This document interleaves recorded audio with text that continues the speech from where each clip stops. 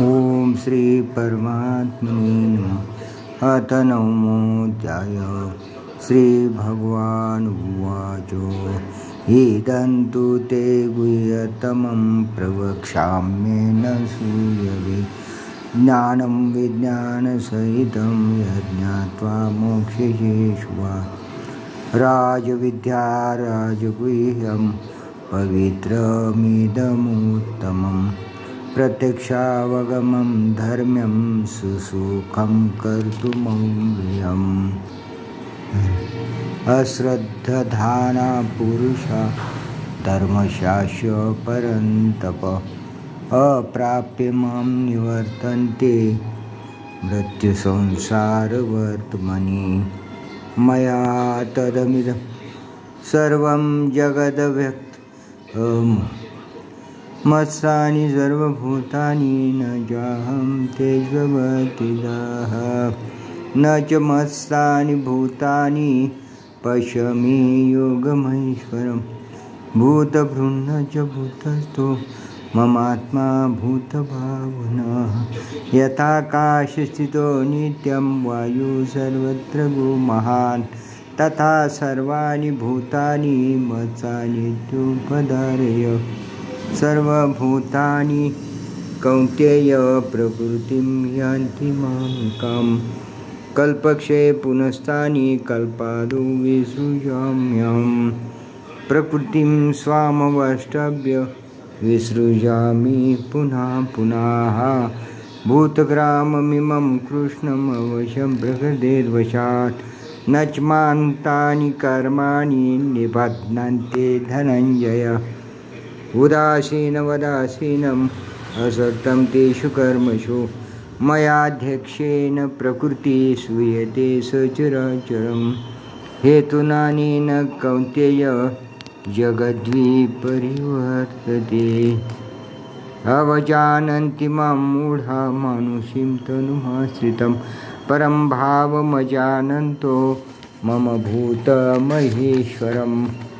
मोघाशा मोघकर्माणो मोघज्ञानाविचेतसाः राक्षसीमान् सुरीं चैव प्रकृतिं मोहिनीं श्रिताः। महात्मानस्तु मां पार्थ दैवीं प्रकृतिमाश्रिताः भजन्त्यनन्यमनसो ज्ञात्वा भूतादिमव्ययं सततं कीर्तयन्तो मां यतन्तश्च दृढव्रताः नमस्यन्तश्च मां भक्त्या नित्ययुक्ता उपासते।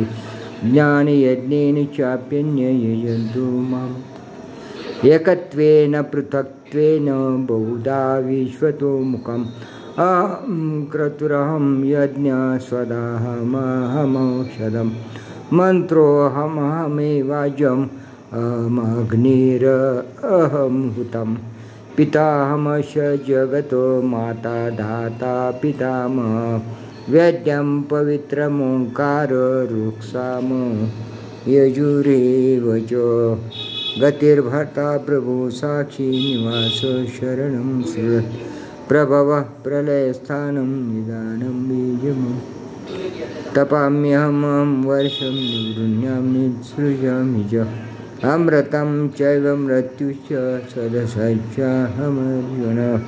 त्रैविद्या मां सोमपापूतपापा यज्ञैरिष्ट्वा स्वर्गतिं प्रार्थयन्ते ते पुण्यमासाद्य सुरेन्द्रलोकम् अश्नन्ति दिव्यान् दिवि देव ते तं भुक्त्वा स्वर्गलोकं विशालं क्षीणे पुण्यमर्त्यलोकं विशन्ति।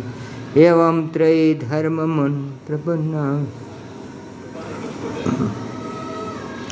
गतागतं कामकामालभन् अनन्याश्चिन्तयन्तो मां ये जनाः पर्युपासते तेषां नित्याभियुक्तानां योगक्षेमं वहाम्यहम्। येऽप्यन्यदेवता भक्ता यजन्ते श्रद्धयान्विताः तेऽपि मामेव कौन्तेय यजन्ते विधिपूर्वकम्। अहं सर्वयज्ञानां भोक्ता च प्रभुरेव च न तु मामभिजानन्ति तत्त्वेनातश्च्यवन्ति ते यान्ति देवव्रता देवान् पितॄन् यान्ति पितृव्रताः भूतानि यान्ति भूतेजा यान्ति माद्याजनोऽपि मां पत्रं पुष्पं फलं तोयं यो मे भक्त्या प्रयच्छति तदहं भक्त्युपृहृतम् अस्नामि प्रयतात्मनः यत्करोषि यदश्नासि यज्जुहोषि ददासि यत्तपस्यसि कौन्तेय तत्कुरुष्व मदर्पणम् शुभाशुभफलैरेवं मोक्ष्यसे कर्मबन्धनैः संन्यासयोगयुक्तात्मा विमुक्तो मामुपैष्यसि समोहं सर्वभूतेषु न मे द्वेषोऽस्ति न प्रियः ये भजन्ति तु मां भक्त्या मयि ते तेषु चाप्यम् अपि चेत् सुदुरेव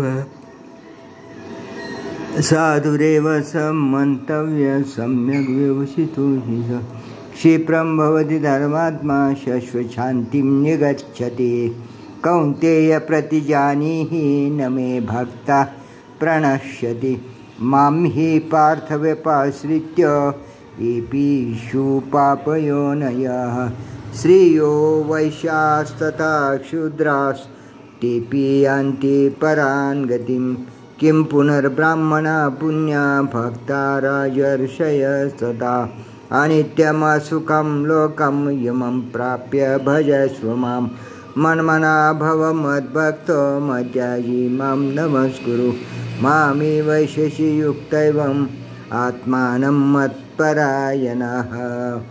ओम तत्सदिति श्रीमद्भगवद्गीतासु उपनिषत्सु ब्रह्मविद्यायां योगशास्त्रे श्रीकृष्णार्जुनसंवादे राजविद्याराजगुह्ययोगो नाम नवमोऽध्यायः। श्रीकृष्णार्पणमस्तु।